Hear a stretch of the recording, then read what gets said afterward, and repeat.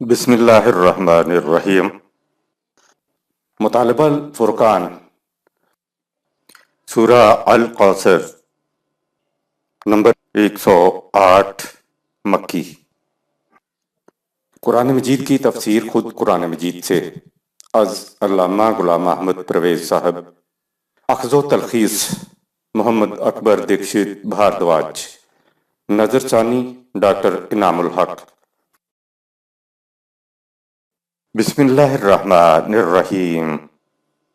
اے اللہ، میری تمام تر کوششوں کا مقصد ربوبیت عامہ کے لیے تیری صفات کو بانداز رحمانیت و رحیمیت معاشرے کے اندر ظہور میں لانا ہے۔ آیت نمبر 1۔ اِنَّا أَعْطَيْنَاكَ الْكَوْثَرَ، اے رسول، ہم نے تجھے لا انتہا بھلائیوں اور خوشگواریوں کا سرچشمہ قرآن عطا کیا ہے، جس کی بھلائیاں اور خوشگواریاں زمانے کے ساتھ ساتھ ابھرتی اور سامنے آتی چلی جائیں گی۔ سورہ 14 آیات 24-25، سورہ 13 آیت 35۔ القوثر کا مفہوم۔ قرآن کریم نے کثرت اور کثیر کے لیے ایک الگ لفظ القوثر قائم کیا ہے۔ قاعدے کی روح سے جتنی بھی کثرتیں ہو سکتی ہیں، جتنا بھی زیادہ سے زیادہ عربوں کی زبان کہہ سکتی تھی، اس سے بھی زیادہ کہنے کے لیے قرآن نے یہ ایک الگ لفظ القوثر کہا ہے۔ قرآن کریم نے ایک جگہ کہا ہے وَمَن يُؤْتِ الْحِكْمَةَ فَقَدْ أُوتِیَ خَيْرًا كَثِیرًا، جسے الحکمت دی جاتی ہے یوں سمجھو کہ اس کو خیر کثیر دیا جاتا ہے۔ سورہ 2 آیت 269۔ خیر مال کو بھی کہتے ہیں اور کثرت سے دیے جانے، عطا کیے جانے کو بھی خیر کہتے ہیں۔ خدا نے قرآن کریم میں خود قرآن کو الحکمہ کہا ہے، گویا قرآن کریم الحکمت ہے، یعنی دینے کے اعتبار سے قرآن کریم خیر کثیر ہے اور القوثر ہے۔ اس پر عمل کرنے سے ہر شے بڑی فراوانی سے، بڑی کثرت سے ملے گی۔ اسی لیے کہا کہ ہم نے اے رسول تجھے القوثر عطا کیا ہے۔ ہر قسم کی خوشگواریاں اور بھلائیاں جو ہو سکتی ہیں، وہ اس قرآن یعنی القوثر پہ عمل کرنے سے زیادہ ملیں گی۔ خدا کے لیے ماضی اور مستقبل حال ہی ہوتا ہے، اس لیے کہا گیا کہ ہم نے تمہیں القوثر عطا کیا۔ مخالفین قید یعنی قتل کرنے کی خفیہ تدبیریں کر رہے ہیں۔ مومنین پر بے کسی کا یہ عالم ہے کہ تنگ آ کر مختلف مقامات کی طرف ہجرت کر چکے ہیں، باقی بھی مکہ چھوڑنے کے لیے تیار بیٹھے ہیں۔ رسول اللہ صلی اللہ علیہ وسلم بھی مکہ سے رات کی تاریکی میں تنہائی میں مدینہ کی طرف ہجرت کر رہے ہیں۔ یہ دل بیٹھ جانے کا عالم تھا۔ عین اس مقام پہ کہا انا اعطیناک القوثر۔ آیت نمبر 2۔ فَصَلِّ لِرَبِّكَ وَانْحَرْ، پس تو اس کی تعلیم کو زیادہ سے زیادہ پھیلا اور اپنے رب کے نظام ربوبیت کے لیے ہمتاً مصروف رہ کر اپنے فرائض منصبی کو پوری طرح ادا کر، اور اس نظام کے تحت ابتدائی طور پر اپنی جماعت کے لوگوں کے کھانے پینے کا بھی انتظام کر۔ فصلہ ربے کا اور نہر کا مفہوم۔ فصلہ یہ وہی صلاۃ ہے جس کے ذکر سے قرآن بھرا پڑا ہے۔ ترجمہ کر دیا جاتا ہے کہ پس نماز پڑھ۔ الصلاۃ قرآن کریم کی ایک جامع اصطلاح ہے جس کے بنیادی معنی ہوتے ہیں قوانین خداوندی کے مطابق فرائض منصبی کی تکمیل کرتے چلے جانا۔ فصل یعنی تم قوانین خداوندی کے مطابق اپنے فرائض زندگی کی تکمیل کرتے چلے جاؤ۔ سیر حاصل وضاحت کے لیے دیکھیے سورۃ البقرہ کی آیت نمبر 3 کے تحت۔ اگلی بات ہے وَانْحَرْ۔ یہ لفظ خاص طور پہ اونٹ کے ذبح کرنے کے لیے آتا ہے۔ عربوں کے ہاں کھانے پینے کا بہترین سامان یہی اونٹ اور بھیڑ بکریاں تھیں۔ اونٹ کو ذبح کرنے کے ذکر سے عوام کے پیٹ کی طرف توجہ دلائی گئی ہے، کیونکہ سلام تو شروع ہی رب پیٹ سے ہوتا ہے۔ اس کے لیے قرآن کی پہلی آیت میں ہی ربوبیت عالمینی کا ذکر کیا گیا ہے، سورہ 1 آیت نمبر 1۔ اس کے علاوہ اس میں ایک اور نکتہ بھی پوشیدہ ہے۔ یہودیوں کے ہاں اونٹ حرام تھا۔ مدینہ میں یہودیوں کا بڑا زور تھا اور انہیں خیال ہوگا کہ مسلمان چونکہ کمزور حالت میں ہیں اس لیے وہ ہم سے دب کر رہیں گے۔ مسلمانوں کو شروع میں کہہ دیا گیا کہ تمہیں یہودیوں سے دبنے کی ضرورت نہیں، اونٹ ذبح کرنا یہ اس بات کی محسوس نشانی ہوگی کہ تمہاری روش زندگی یہودیوں سے الگ ہے۔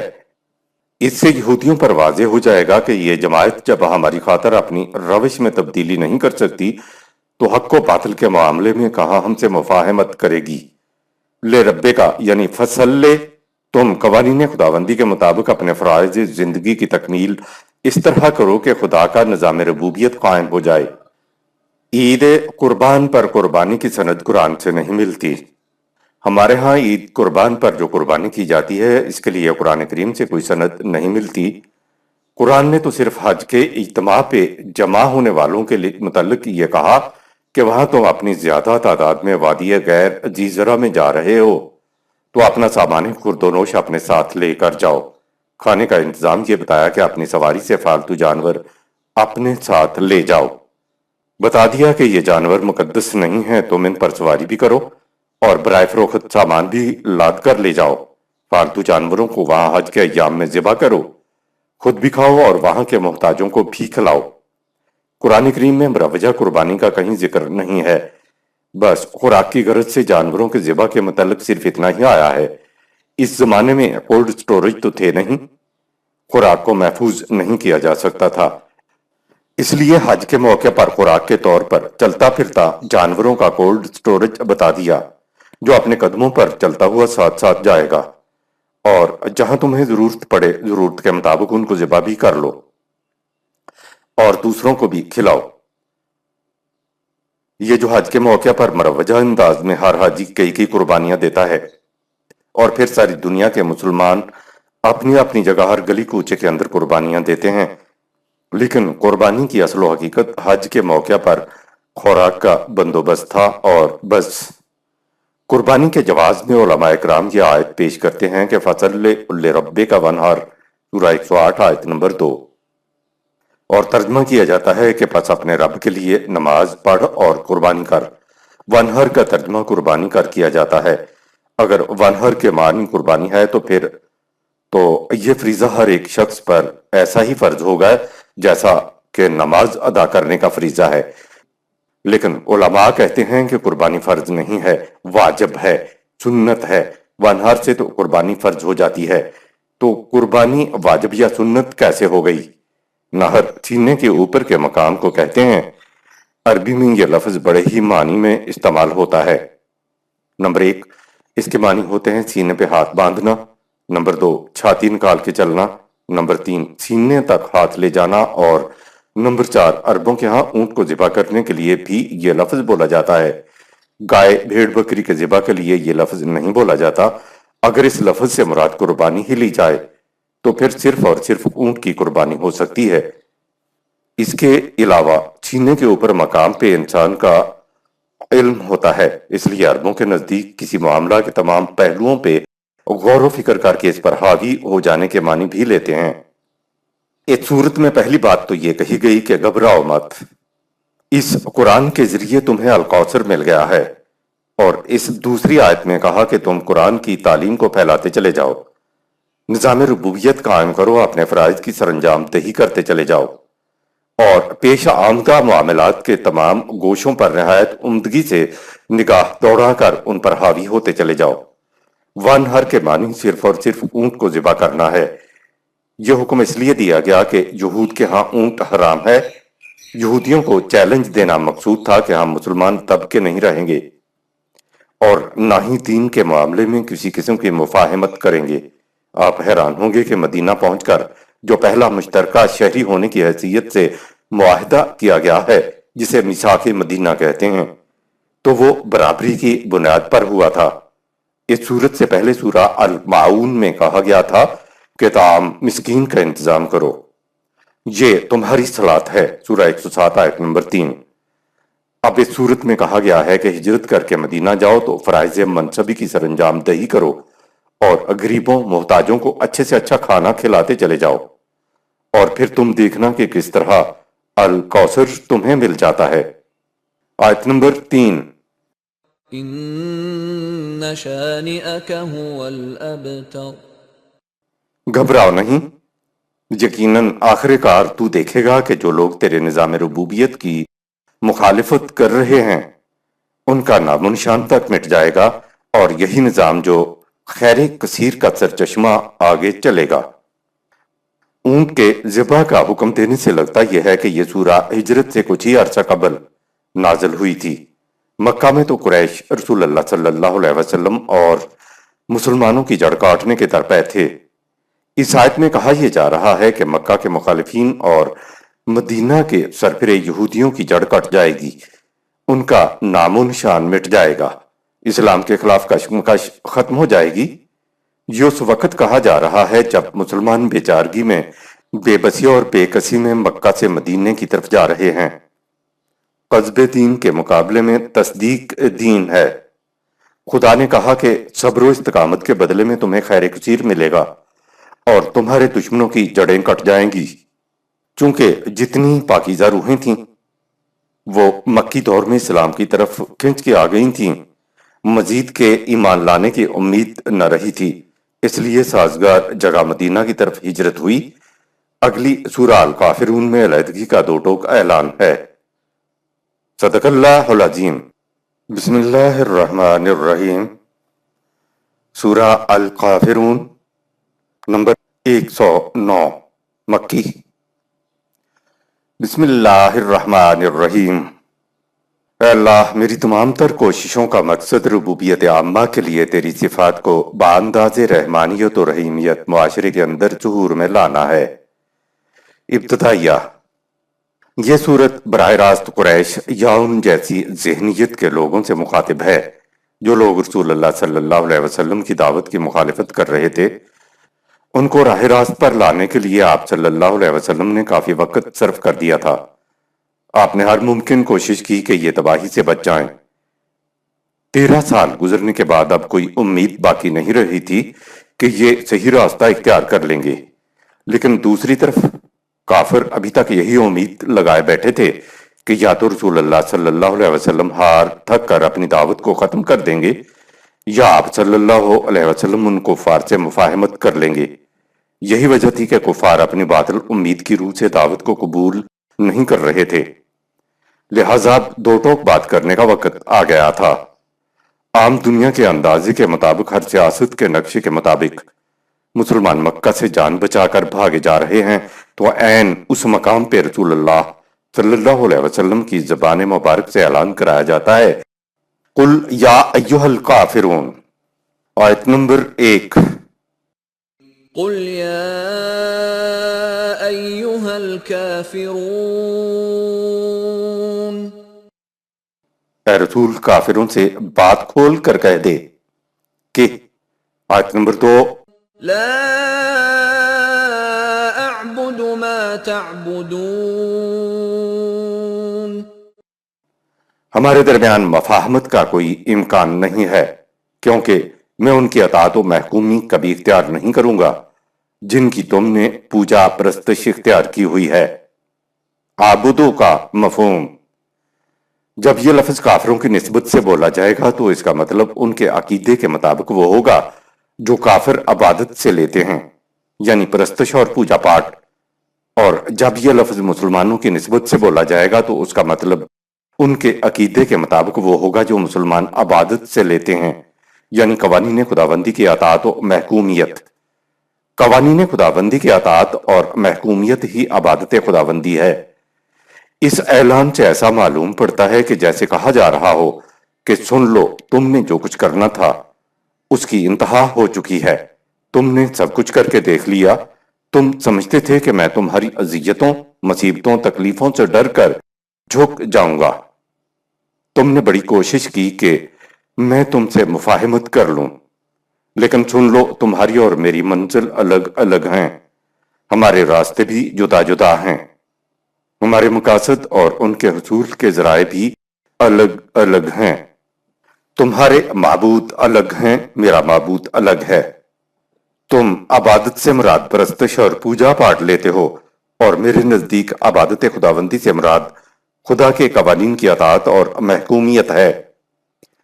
تمہارے معبود تمہارے ہاتھوں اور ذہنوں کے تراشیدہ ہیں، جبکہ میرا معبود خالق کائنات ہے، میں تمہارے تراشیدہ معبودوں کے احکام کی تعمیل نہیں کروں گا، ٹکڑے ٹکڑے بھی کر تو بھی تمہارے معبودوں کی اطاعت نہیں کروں گا۔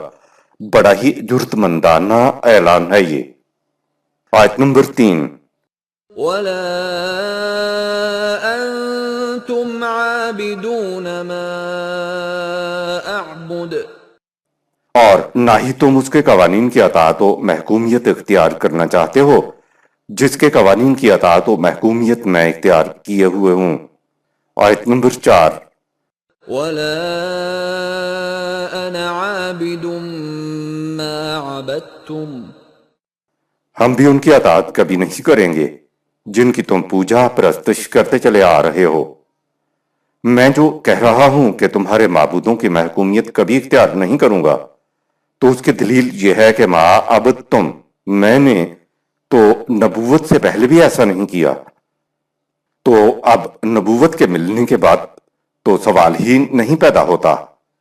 آپ نے دیکھا سیغوں کے بدلنے کی وجہ سے کیا مفہوم پیدا ہوا کہ رسول اللہ صلی اللہ علیہ وسلم نے تو نبوت سے پہلے بھی خود تراشیدہ معبودوں کی پرستش اور پوجا پاٹ نہیں کی تھی۔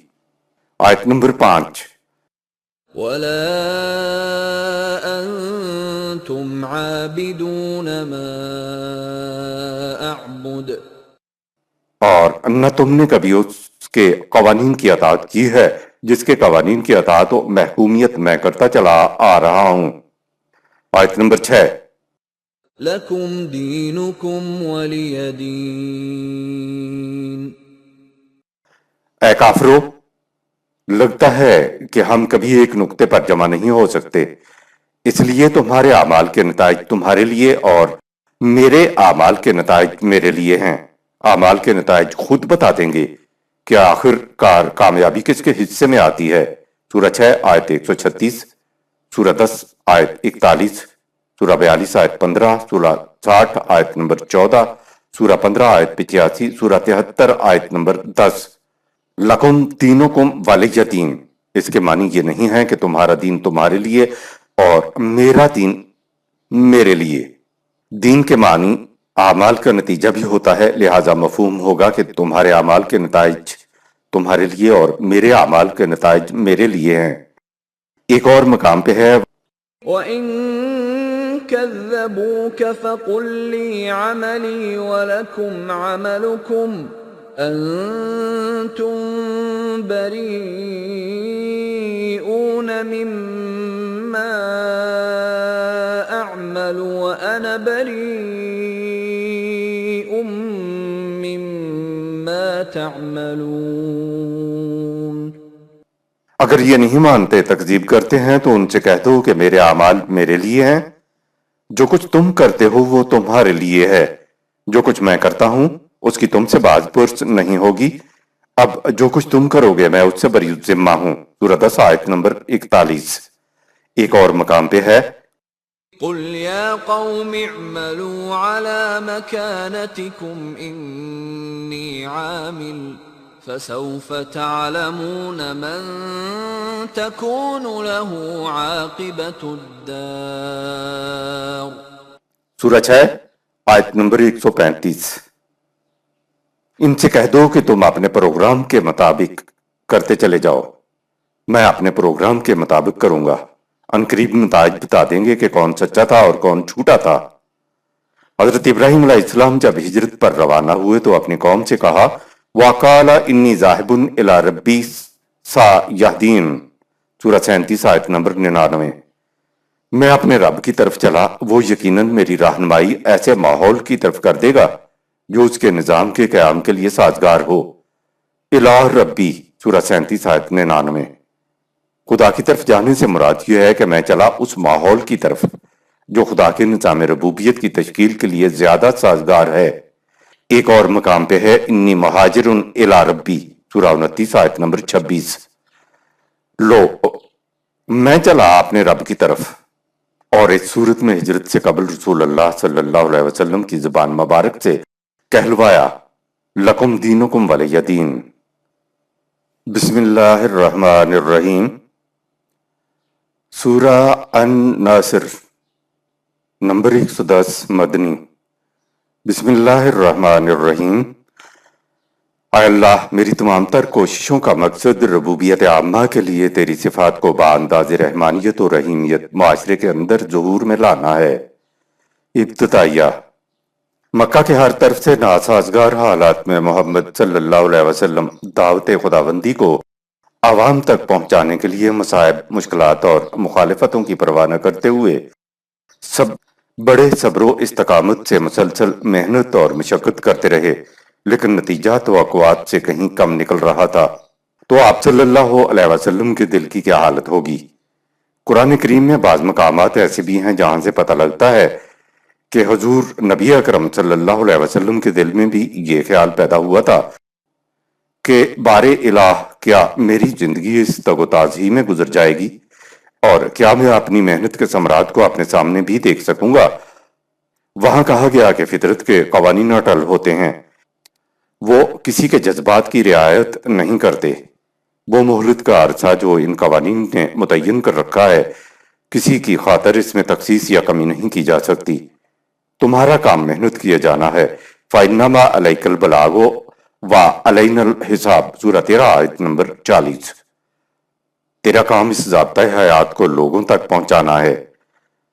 یہ ہمارا کام ہے کہ دیکھیں کہ ہمارے قانون کے مطابق نتائج کب ظہور میں آتے ہیں، اعمال کی فصل کب پکے گی۔ اس کا فیصلہ ہمارے قوانین ہی کریں گے۔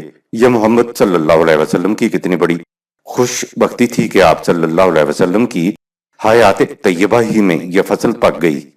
عظیم انقلابی اعلان لکم دینکم ولی دین سورہ 109 آیت نمبر 6 کے بعد کہ تمہاری روش کے نتائج تمہارے سامنے آ کر رہیں گے اور میرے پروگرام کے نتائج میرے سامنے آ جائیں گے۔ اس صورت سے یہ واضح ہو رہا ہے کہ 13 سالہ محنت اور کاوش کے بہرآور ہونے کا وقت آ گیا ہے۔ دوسری طرف مخالفین کی وہ تباہیاں جو غیر محسوس طور پر اندر ہی اندر آگے بڑھتی چلی جا رہی تھیں، ان کے لیے بھی وقت آ گیا کہ وہ آگے بڑھ کر ان کی متاع حیات کو جلا کر راکھ کا ڈھیر بنا کر رکھ دیں۔ سورہ الکافرون مخالفین کے لیے آخری الٹیمیٹم تھی۔ اس آخری اعلان کے بعد اب کہا جا رہا ہے، اذا جاء نصر اللہ والفتح، لو وہ آ گئی ہماری نصرت اور کامیابی کے دروازے کھل گئے۔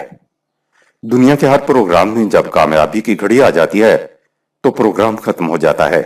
فصل پک گئی، اناج گھر لے آئے تو اگلی فصل تک کوئی کام نہیں، کچھ کرنا ہی نہیں ہوتا۔ لیکن حیات تو مسلسل قد و کاوش کا نام ہے۔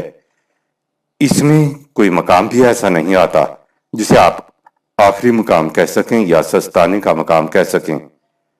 اس دنیاوی زندگی میں تو ایک طرف قرآن کریم کی روح سے تو جنت بھی انسان کے سلسلہ ارتقاء کی آخری منزل نہیں ہے، وہ بھی ارتقاء کی اگلی منزل میں جانے کی تیاریاں کرنے کا مقام ہے۔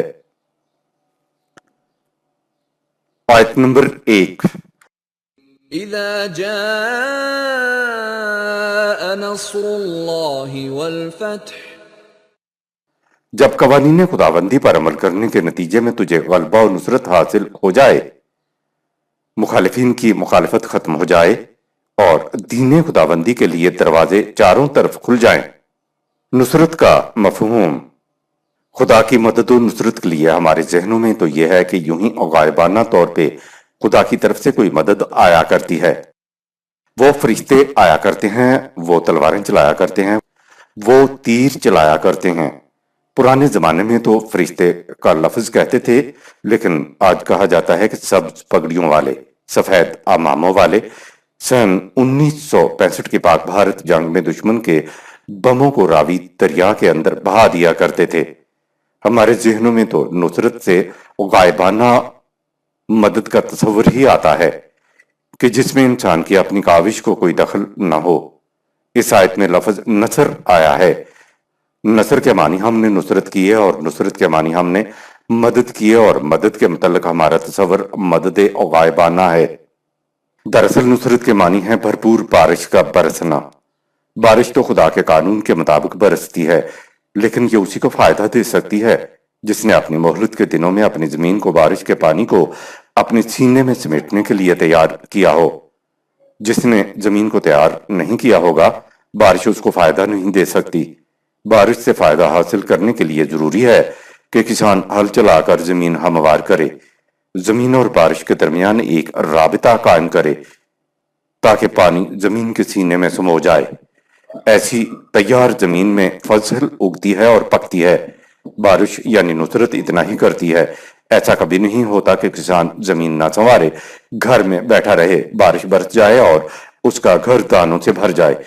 یہ ٹھیک ہے کہ بارش پانی کے بغیر بھی کھیتی نہیں اگتی، لیکن محض بارش کے ہو جانے سے کھیتی نہیں پک جاتی۔ کسان نے خود بھی کچھ کرنا ہوتا ہے، لہٰذا نصر اللہ کہہ کر بتا دیا کہ یہ کیا چیز ہے جو اب تمہاری طرف آ رہی ہے۔ اے رسول، تم نے اپنی زمین کو تیار کیا، بڑی محنت و مشقت کی، لوگوں کے دلوں میں دعوت خداوندی کا بیج ڈالا، عین وقت پر بارش ہوئی۔ بارش کے بعد تم پھر اپنی تگ و دو میں لگ گئے۔ یہ کچھ کرنے کے بعد ہی کھیتی پکتی ہے۔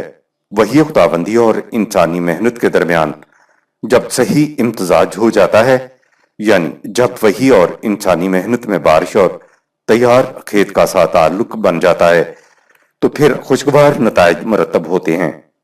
خالی وہی خداوندی جس کے ساتھ انسان کی محنت شامل نہ ہو، از خود کوئی نتیجہ پیدا نہیں کر سکتی۔ اسی طرح اگر انسان کی محنت قوانین خداوندی کے مطابق نہیں ہے تو پھر بھی انسانی محنت باطل ہو جاتی ہے اور کچھ نتیجہ نہیں نکلتا۔ اسی کو قرآن نے کہا فَأُولَٰئِکَ حَبِطَتْ أَعْمَالُهُمْ فِي الدُّنْيَا وَالْآخِرَةِ، سورہ 2 آیت 217۔ ان کے اعمال دنیا و آخرت میں کسی کام نہیں آتے، بغیر نتیجہ دیے ضائع ہو جاتے ہیں۔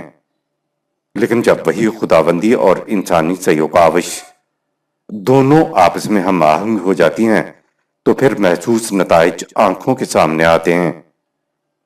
اس ہم آہنگی سے جو خوشگوار یا مثبت نتائج برآمد ہوتے ہیں تو ایسے نتائج کی برآمدگی کو خدا کی نصرت یا تائید یا مدد کہا جاتا ہے۔ والفتح کا مفہوم خدا نے اذا جاء نصر اللہ کہہ کر بتا دیا کہ اے رسول، تمہارے تیار کردہ مومنین کے دلوں کی زمین ہماری نصرت یعنی سماوی وحی سے ہم آہنگ ہو گئی ہے، اس لیے اس کا نتیجہ والفتح ہے۔ الفتح کے معنی تو ہم فتح یعنی وکٹری ہی سمجھتے ہیں، اور سمجھا یہ جاتا ہے کہ جیسے دشمن کے ساتھ جنگ ہوئی اور اس کے بعد فتح ہو گئی تو گویا جدوجہد کے نتیجے میں فتح حاصل کر لینا جدوجہد کی آخری منزل ہے، اس کے بعد کچھ کرنا ہی نہیں ہے۔ لیکن یہ عربی اور قرآن کا تصور نہیں ہے۔ عربی کے لفظ فتح کو نہ اردو میں لیجیے اور نہ ہی انگریزی میں۔ فتح کے معنی ہوتے ہیں وہ دروازے جو پہلے بند تھے وہ کھل گئے، اب آگے بڑھو۔ پہلے آگے بڑھنے کے لیے دروازے بند تھے، راستے کی معانیات تھیں، اب قوانین خداوندی کے مطابق تمہاری مسلسل قدوکاوش سے یہ دروازے کھل گئے ہیں۔ ویسے بھی جب دروازہ کھل جائے تو دروازے پر کھڑے رہنا تو نہیں ہوتا، بلکہ آگے بڑھنے کے لیے دروازہ کھلتا ہے۔ والفتح کہہ کر خدا نے بتا دیا کہ زندگی کے پروگرام میں کسی مقام پہ جا کر بھی آخری منزل نہیں آتی، آگے بڑھتے رہو گے اور دروازے کھلتے رہیں گے۔ زندگی کا ارتقاء تو کہتے ہی اس چیز کو ہیں جو مسلسل آگے بڑھتا چلا جائے۔ خدا نے بتا دیا کہ نصرت خداوندی سے وہ جو قوانین خداوندی کے ساتھ تمہاری محنتیں ہم آہنگ ہوئی ہیں، ان سے اتنا ہی ہوا ہے کہ جو راستے پہلے سے بند تھے وہ دروازے اب کھل گئے ہیں، لہٰذا چلو اور آگے بڑھو، رک مت جاؤ۔ آیت نمبر 2۔ وَرَأَيْتَ النَّاسَ يَدْخُلُونَ فِي دِينِ اللَّهِ أَفْوَاجًا، اور جب تو دیکھے کہ لوگ جوک در جوک دین خداوندی میں داخل ہوتے چلے جا رہے ہیں، سورہ 19 آیت نمبر 96، تو رک مت جانا، آگے بڑھنا۔ دعوت و تبلیغ کے مقابلے میں لوگ نظام کے محسوس نتائج دیکھ کر جوک در جوک نظام کی طرف آتے ہیں۔ دروازہ کھلا یعنی راستے کے موانعات دور ہوئے اور تم نے دیکھا کہ فوج در فوج لوگ نظام خداوندی کے اندر داخل ہو رہے ہیں۔ خود لفظ فوج کے معنی میں کثرت اور تیزی دونوں شامل ہیں، یعنی ہجوم کر کے لوگوں کا تیزی سے اندر آ جانا۔ دروازے کھلنے سے یہ ہوا۔ اس سے قبل 13 سالہ محنت کا ماحاصل 313 افراد تھے جو جنگ بدر کے میدان میں آ گئے تھے۔ मक्की दौर में कामयाबी की सुस्त रफ्तारी की वजह मुआनियात थीं। बड़े बड़े दरवाजे बंद थे। जब दरवाजे खुले तो लोग जौक दर जौक और फौज दर फौज दीन खुदाबंदी के अंदर आने लगे। मक्का में ज़बानी तबलीग का माहासिल 313 अफराद थे। मालूम हुआ कि ज़बानी तबलीग इतनी मौसर नहीं हुआ करती। यही वजह है कि आयतुल कुबरा का मुशाहिदा कराने के लिए खुदा मोहम्मद सल्लल्लाहु अलैहि वसल्लम वल्लज़ीना माअहू को मदीना के साजगार माहौल में हिजरत करा के ले गया। सूरह 17 आयत नंबर 1। जिन आयतुल कुबरा के मुतल्लिक सहाबा इकराम और मुखालिफीन को नजरी तौर पर बताया गया था, वो मदनी दौर में नजरों के सामने आना शुरू हो गईं। आयतुल कुबरा से मुराद कवानीन खुदाबंदी और इंसानी मेहनत के आपस में हम आहंग होने के खुशगवार महसूस नताइज हैं। नताइज को देखकर लोग फौज दर फौज दीन खुदाबंदी में दाखिल होना शुरू हो गए। किसी गैर मुस्लिम को कुरानी तालीमात नजरी तौर पर पेश की जाएं तो उनकी समझ में आ जाती हैं, लेकिन एतराज आता है कि अगर कुरान की तालीम यह है तो कुरान के मानने वाली कौम की दुनिया में हालत बुरी क्यों है? ये क्यों अंतुमुल आलौन नहीं है? क्यों अक़वाम आलम की सफ़ों में बुलंदतरीन मकाम पर नहीं है? ये पस्तरीन और जलील तरीन क्यों हैं? हमारे अमाल के वो नताइज नहीं निकल रहे हैं जिनको देखकर लोग फौज दर फौज दीन खुदाबंदी में दाखिल हुआ करते हैं, तो गैर मुस्लिम हमारे दीन में क्यों आएंगे? आज सारी दुनिया में महज मजहब इस्लाम ही है। दीन खुदाबंदी दुनिया में कहीं कायम नहीं है, इसलिए आयतुल कुबरा नजरों के सामने नहीं आ रही हैं, जिनको देखकर लोग दीन खुदाबंदी में दाखिल हुआ करते हैं। हमारे दिलों की जमीन वही खुदाबंदी के लिए तैयार नहीं है, इसलिए नुसरत खुदाबंदी यानी कवानीन खुदाबंदी हमारे पास होते हुए भी हमें कुछ फायदा नहीं पहुंचा रहे हैं। तो वो लहलहाती खेती कैसे परवान चढ़ेगी जिसके माहासिल को देखकर लोग मुतमईन हो जाएं और दीन खुदाबंदी में शामिल हों। जब दरवाजे खुल जाते हैं तो किसी तबलीग की जरूरत नहीं रहती, किसी दलील की जरूरत नहीं रहती। लोग निजाम के दरख्शिंदा मरई महसूस नताइज को देखकर खुद ब खुद खिंचे चले आते हैं।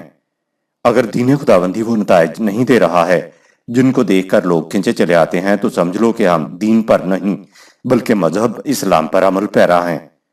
तमाम दुनिया को निज़ाम खुदाबंदी के महसूस नताइज से आगाह करने के लिए खुदा ने हज का इज्तिमा बताया, ताकि लोग अपनी आंखों से देखें कि यह निज़ाम उनकी मनुफात के लिए क्या कुछ कर रहा है। सूरह 22 आयत नंबर 28। जब लोग देखेंगे कि यह निज़ाम पूरी नौ इंसानी के लिए इस कदर मुनफात बख्श काम कर रहा है, तो फिर कोई पागल ही होगा जो इस निज़ाम के अंदर ना आएगा। ऐसे हालात में तो आपको जुबान से भी कुछ कहने की जरूरत नहीं रहती। निज़ाम के दरख्शिंदा नताइज खुद लोगों को अपनी तरफ खींच लेते हैं। यह है यदखुलूना फी दीनिल्लाहि अफ़वाजा। आयत नंबर 3। फसब्बिह बिहम्दि रब्बिका वस्तगफिर इन्नहु कान तव्वाबा। तो अपने रब के निज़ाम रुबूबियत को वजाए हमदो सताइश बनाने के लिए और भी शिद्दत से सरगर्म अमल हो जा। सूरह 94 आयत 7-8। दीन खुदाबंदी की मुदाफ़ियत और हिफाजत के लिए कवानीन खुदाबंदी पर अमल पैरा रहकर कवानीन में पोशीदा खुदा का सामान हिफाजत तलब फरमा। तुम कवानीन खुदाबंदी की निगहदाश्त करोगे तो बिलाशुबा खुदा की ताईद और नुसरत और तेजी से आगे बढ़कर तुम्हारी तरफ आएगी। फसब्बिह बिहम्दि रब्बिका का मफहूम। इन अल्फाज का मफहूम है खुदा के निज़ाम रुबूबियत को हमदो सताइश के काबिल बनाने के लिए पहले से भी ज्यादा सरगर्म अमल हो जाओ। फतेह और नुसरत हासिल हो रही है। इसके बाद 4 दिन भी फुर्सत के नहीं मिल रहे हैं। कहा कि फतेह के बाद अब तुम्हारी जिम्मेदारियां और भी बढ़ गई हैं। उनसे ओहदा बरा होने के लिए जरूरी है कि तुम फसब्बिह यानी और भी शिद्दत के साथ सरगर्मी अमल हो जाओ। सब्बिह से पहले फे बता रही है कि तुम अपनी सब्बिह में और भी शिद्दत पैदा करो, तो नतीजा तुम अपनी सब्बाह का नतीजा इसी दुनिया में देख लोगे। सरगर्मी अमल को तेज करने से मकसद क्या है? कहा बिहम्दि रब्बिका, ताकि खुदा का निज़ाम रुबूबियत काबिल हम्दो सताइश बन जाए। जंग के दौरान तो कौम मुत्तहिद होती है, सरगर्म अमल रहने पर खौफ की वजह से मजबूर होती है, इसलिए हर किस्म की तबाहियों से कौम बची रहती है। असल तबाही तो जंग खत्म होने के बाद आया करती है। जब जोशो हरारत मान पड़ जाए तो फिर वो कौम तबाह हो जाती है। तबाही से बचने के लिए कहा वास्तगफिर हो। इससे मुराद यह है कि निज़ाम रबूबियत को काबिल हम्दो सताइश बनाने के रास्ते में खतरनाक घाटियां आएंगी। इनको अबूर करने के लिए तुम्हें सामान हिफाजत कहीं बाहर से नहीं मिलेगा, बल्कि कवानीन खुदाबंदी में सामान हिफाजत पोशीदा होता है। लिहाजा तुम कवानीन खुदाबंदी की निगहदाश्त करते चले जाओ। निगहदाश्त करने से क्या होगा? कहा इन्नहु काना तव्वाबा। खुदा की नुसरत, ताईद और मदद जो कवानीन की निगहदाश्त में पोशीदा है, वो दौड़ती हुई तेजी के साथ तुम्हारी तरफ पलटेगी। हकीकी कामरानी का तरीका यह है कि इंसानी जद्दोजहद को कवानीन खुदाबंदी के साथ हम आहंग कीजिए, ताकि लहलहाती परवान चढ़ती फसल बार आवर हो।